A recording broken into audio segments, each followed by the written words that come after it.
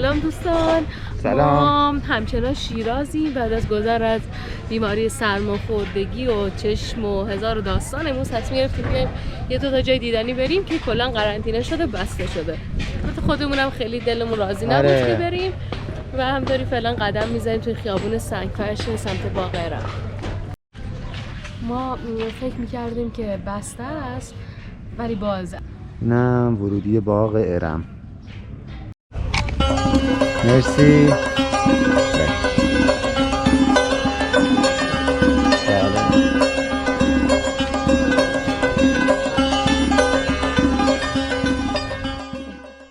باغ ارم یکی از باغ‌های زیبای ایرانی. این نام بسیاری از گردشگران رو به شیراز میکشونه. از درب که وارد میشیم مسیر جویبارها راه رو به ما نشون میدن و در امتداد اونها سروهای موزونی خودنمایی میکنن. بدون اینکه بدونیم به کجا میریم ما رو به سوی عمارت اصلی میبرن.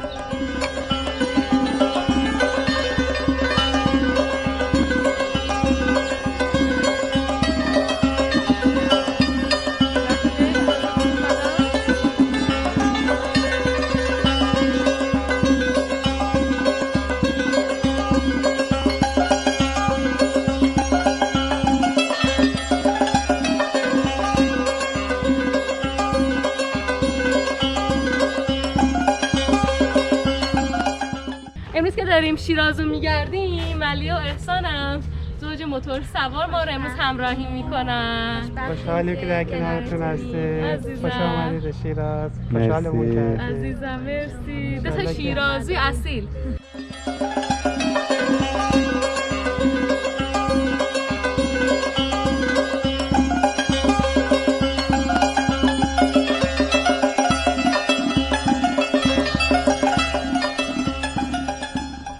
از خوش اقبالی ما بود که بهار در شیراز بودیم و درختان بهار نارنج این باغ رو به بهشتی پر از عطر گل بدل کردند. این باغ پر از گل‌های زیباست. از اقصی نقاط جهان در این باغ کاشته شده. سر به هوا میون درختها قدم میزنیم و زیر لب اشعار حافظ و سعدی زمزمه میکنیم. و در این خیالیم که این معماری و این باغ‌آرایی هر انسان خوش‌ذوقی رو شاعر میکنه. این عمارت 3 طبقه هست با تزئینات خیلی زیبا. اتاق‌های زیرزمینی برای استراحت در روزهای تابستان هستش با تزئیناتی از کاشیگاری‌های رنگی و 2 طبقه بالا دارای ستون‌هایی هست که از تخت جمشید الهام گرفته شده.